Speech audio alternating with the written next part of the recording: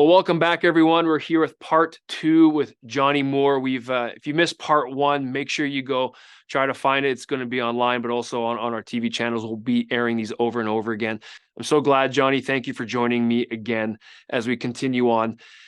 Johnnie, quick question just to get us going here is right now, I believe there is a concerted effort to make this about a land battle, about Israel wanting the Gaza Strip to take away from the seriousness of October 7th and Hamas's constant attacks wanting to exterminate Jews. They're trying to take away from what Hamas really wants by making this a land battle issue. Can you dispel the myth? Is this really about Israel wanting the land in the Gaza Strip, or what is really happening with this?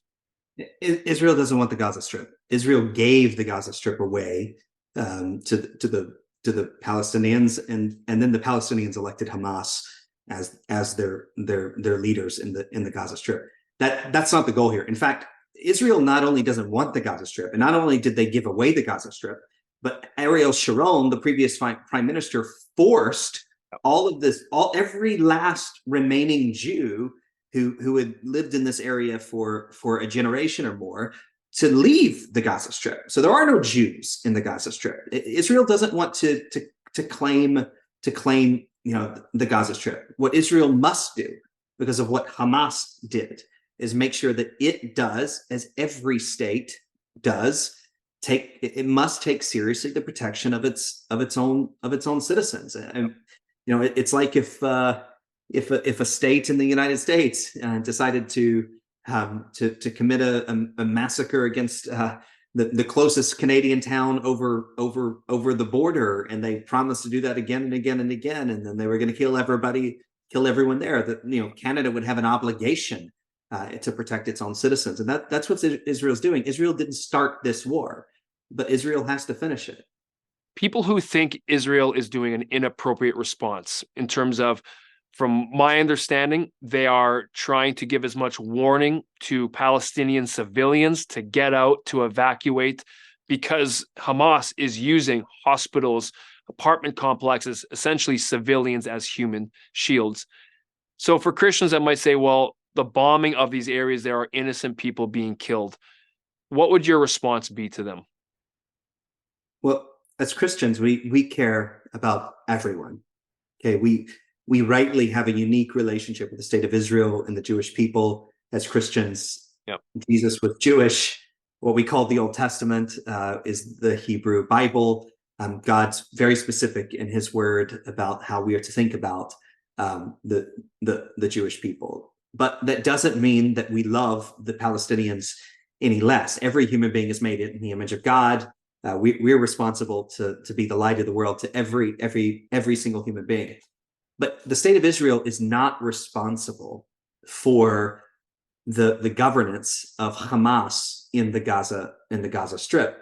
And I think what is happening here is that somehow the international community wants to treat Israel like an occupier of the Gaza Strip, to treat Israel like it didn't give away the Gaza Strip and the rights of the Palestinians to themselves in 2005 in the Gaza Strip. And it's like as the president of Israel famously said, if a terrorist is shooting a rocket from their kitchen to kill my family, do I not have the right to protect my family? Or should I just be hit by the rocket, even though it's coming from their kitchen?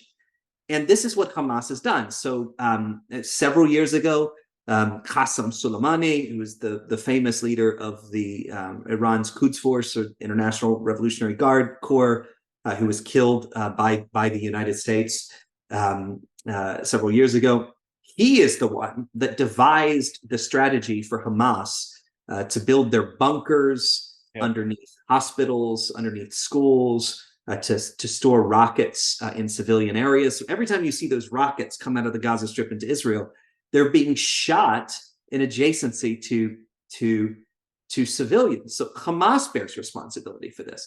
And yet, even so, the Israelis continue to abide by international law, which requires them to inform people and give people the opportunity to leave. But unfortunately, some people aren't. I mean, imagine if your town that you're in was being attacked right now, just war or unjust war. This is a just war, but just war or unjust war. If you could move your flock as a pastor from your town to another place, surely you would do it. Move them, get them out of harm's way. And that's what the Israelis are saying, like, move to these areas and you'll be safe. But unfortunately, even some pastors, by the way, haven't done that. Yeah. Some pastors and some hospitals, they refuse to move their people out. And so the Israelis face a really, really complicated situation, because the Palestinians want the Hamas wants Palestinians to die so that they can get the sympathy of the world, and Israel must defend itself, must eliminate Hamas. And the last thing I would say is, you can't trust what Hamas says. So when you see your news outlets say that this many people died in the Gaza Strip, that's coming from the Palestinian, that's coming from the Hamas Ministry of Health. It's like saying the ISIS Ministry of Health. And by the way, they're not distinguishing in those figures from those who are actual terrorists, who actually were responsible for this atrocity committed on October 7th. And unfortunately, as takes place in every war, the civilians who end up dying and ending up in harm's way, despite every effort that you make. But this is war, and as Christians, it should break our heart, and our heart should break for every innocent Palestinian that's dying. Our heart should be totally crushed by what's happening in the state of Israel, the terrorist attacks committed against the Jewish community there. But there also isn't a moral equivalency here. Okay, Israel is a democratic country that abides by the rule of law, including the laws of war. Yes. Hamas is ISIS. Thank you for saying the moral equivalence, because I wanted to get there, because that's what's happening in our media, is trying to draw a moral equivalence between Hamas and Israel. And you look at Israel and how they conduct their military is they abide by the rules of war. There is law and rules of war. If people aren't aware of that, there are things that you must do and you try to do as a moral and just country. And no war is good. Nobody wants war. War, unfortunately, has been a part of our history, and in some cases has been necessary.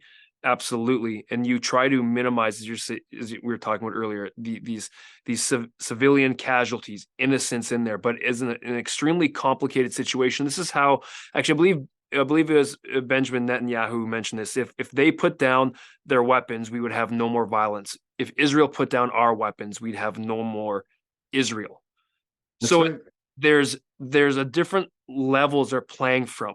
And when you have a group that is absolutely bent on abiding by no law, we know that by what happened on October 7th. There is no morality. This is evil, absolute evil. I don't want to take away from the humanness of who they're, because these are humans who are committing atrocities against other human beings. If you have someone who is constantly trying to bring harm to people, you have to exterminate terrorism at that sense while trying to minimize casualties. And I appreciate what you're saying there, Johnny, because it is and it isn't a complicated situation. You know what I mean by that? Yeah, it begins with like you have to be clear about the fundamental parts of it before you start judging the complexities. Exactly. And the fundamental part of it is Hamas is the one who started this conflict. Hamas is the one who decided to commit the worst slaughter of Jews since the Holocaust.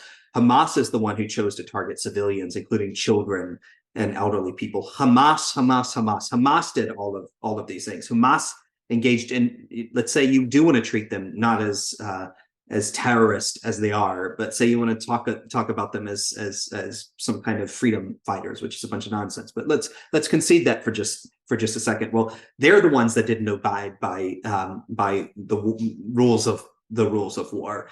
And so, you have to start with a fundamental thing. This is not, there's no moral equivalency. And then you get to the complexities. So the difference between Hamas and between Israel is about 500 of the Hamas rockets that have been fired in this conflict into Israel. There have been 6,000 or 7,000 of them, but 500 of them have fallen on the Gaza Strip.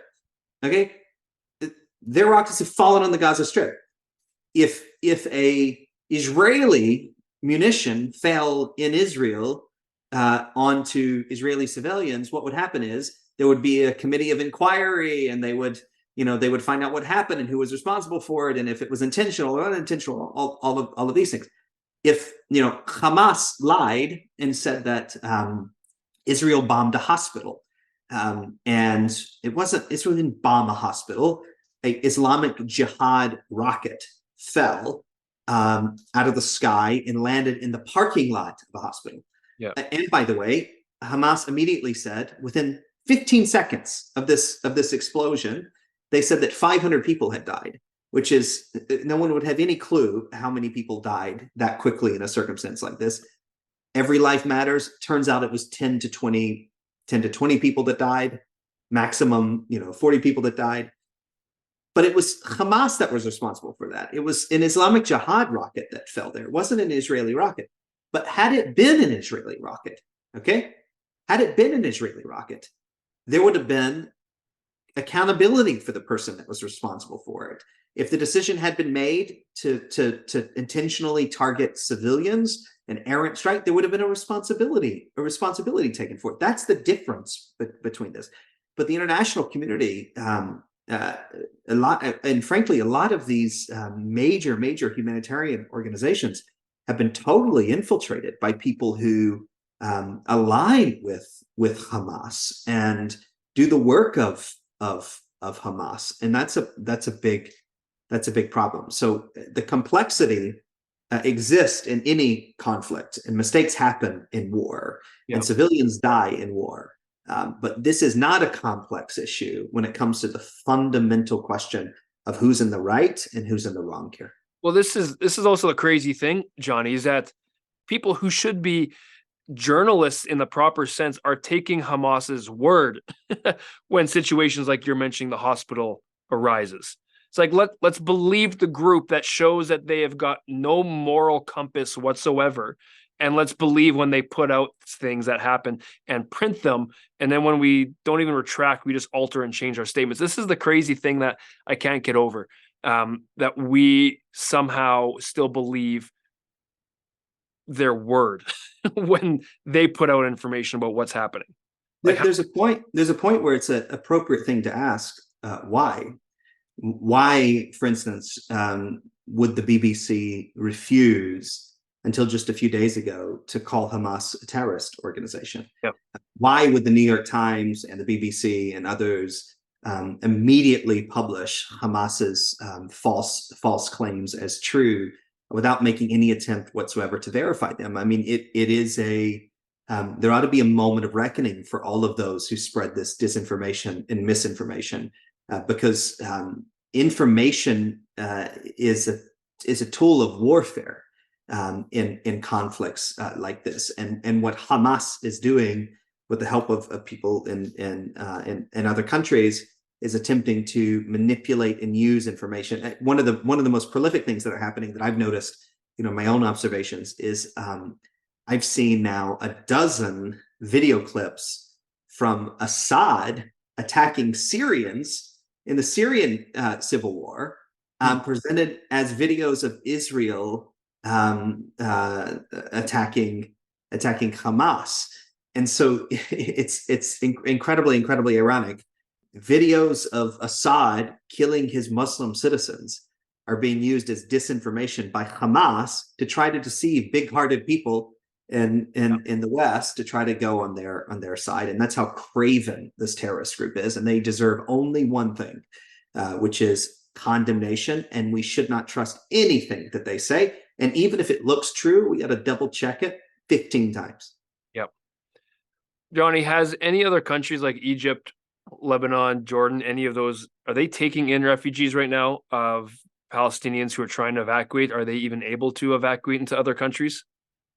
No, no. So the reason they have a reason for that. They say the reason why they're not taking in refugees is because they don't want Palestinians to leave their rightful land.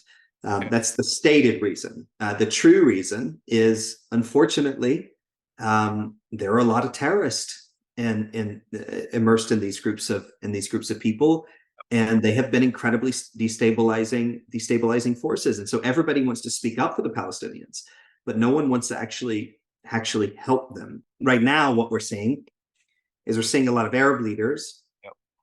who are saying one thing publicly in order to pacify extremists in their own country, but they believe something very differently. You mentioned in part one, Johnny, that we're the closest we've ever been to World War III. And I think it's worth recapping as well that this was the largest attack and casualties that Israel or Jewish people have had since the Holocaust. It's been the largest terrorist attack in the world since 2001, since 9/11. Can you explain to me why this seems like it's a tinderbox at this moment and where it could go? It is a tinderbox. In fact, if you read the way the Iranians talk about what's going on here, they call it an axis of resistance. I mean, it harkens back to the Axis powers, of World War II. And what we have is Chinese weapons, Chinese technology, North Korean weapons, North Korean technology, Russians involved with the Iranians in a number of different conflicts around the world, but sort of consolidating around this. And so, the U.S. moves battleships in order to try to deter Iran from joining the war. Because if Iran joins the war, we probably at that point can say we are entering World War III. And that would involve rockets coming from Yemen, which has already happened a bit. Our armed forces have been attacked now multiple times by drones in Iraq. Hezbollah has 100,000 rockets in Lebanon pointed at Israel. The United States of America isn't going to force Israel to defend itself in the north and the south and every direction. Though Israel isn't asking for the help, and Israel would probably say they've got it taken care of themselves. But if Hezbollah decides that they want to see the destruction of Lebanon by sending 100,000 rockets towards Israel, the U.S. is going to knock those rockets out of the sky. Yeah. The Chinese Communist Party hasn't condemned what Hamas did to Israel. The Russian foreign minister was in Tehran just a couple of days ago. The Iranian foreign minister has been now twice to the region. He went to Damascus. He went to Beirut, and so you have this conflict percolating in that part of the world. And the primary goal of the United States is just to aside from supporting Israel and its right to defend itself, is trying to make sure that it doesn't explode. The problem to a regional war, but the problem is that in Tehran you have a religious leader who's the supreme leader of the country, who is an extremist of extremists, and I believe he could wake up in the middle of the night after having some kind of dream and decide to press a red button and try to destroy the whole world. And right now, there are enough weapons and enough people mobilized, and the temperature is hot enough that could be a very, very volatile and dangerous situation. And if you're China at that moment, you're asking yourself, with the U.S. involved in Russia and Ukraine, with everybody exposed in the Middle East, do you then at that moment decide to take Taiwan? Yeah. And then here we are, and that quickly. It's an apocalyptic scenario. Can you maybe just bring us up to speed a little bit on the agreement that was set between Israel, between Saudi Arabia, and I believe the U.S. was a part of it, that seemed to get thwarted by Hamas's unprovoked attack on October 7th. They attempted to thwart it, but here's what I believe is going to happen. I think Iran is much weaker than we think that they are, and I think there will not be a regional war. I think the U.S. May have to take some aggressive action to prove that we're serious. But Israel wins this war. Hamas is gone. Iran will be degraded in other ways over time, because Israel will not forget that Iran is the as they say, the head of the octopus, and these are the arms of the octopus surrounding Israel. Israel will eventually handle Iran, and given what Iran has been doing, a lot of countries would be happy for that to take place.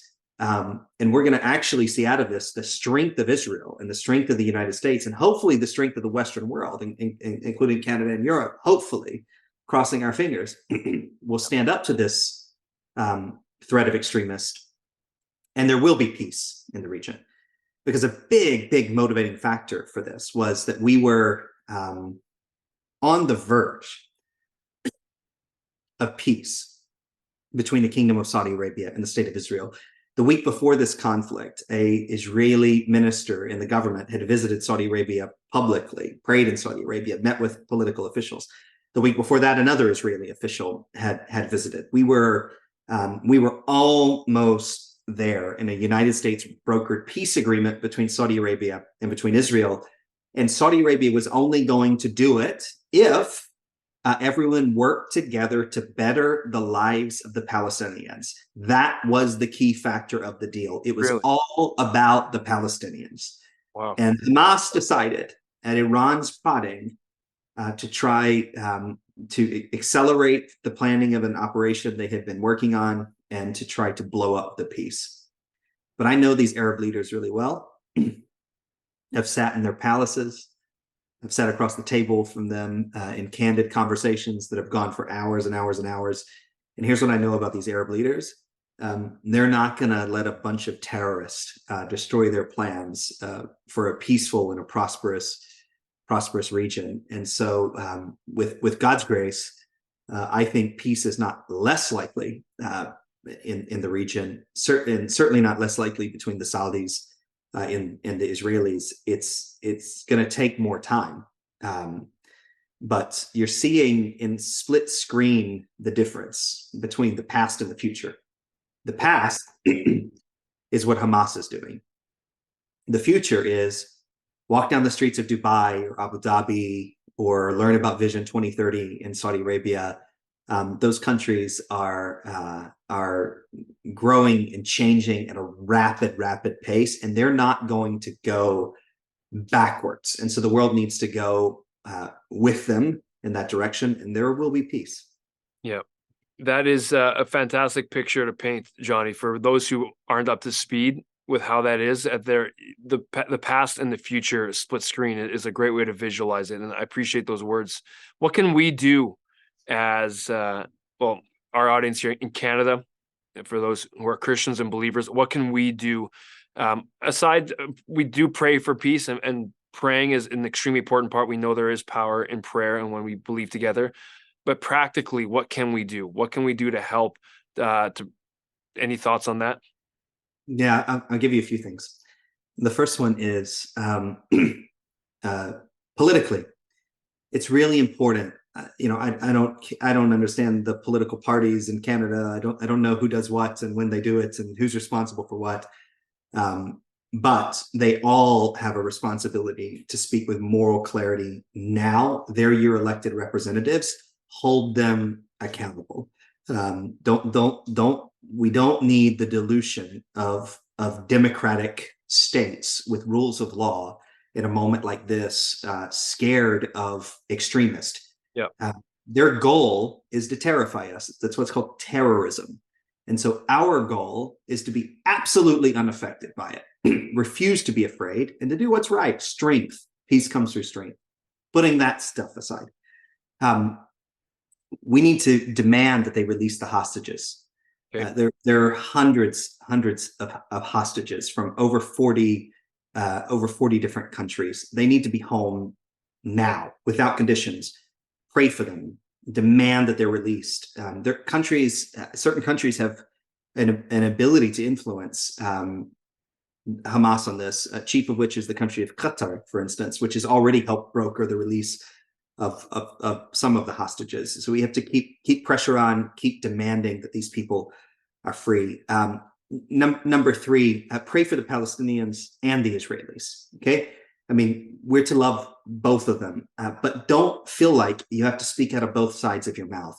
Love them with all of your heart, with all your soul, with all your mind, and with all your strength, in the way you love the Lord. Love them as your neighbor.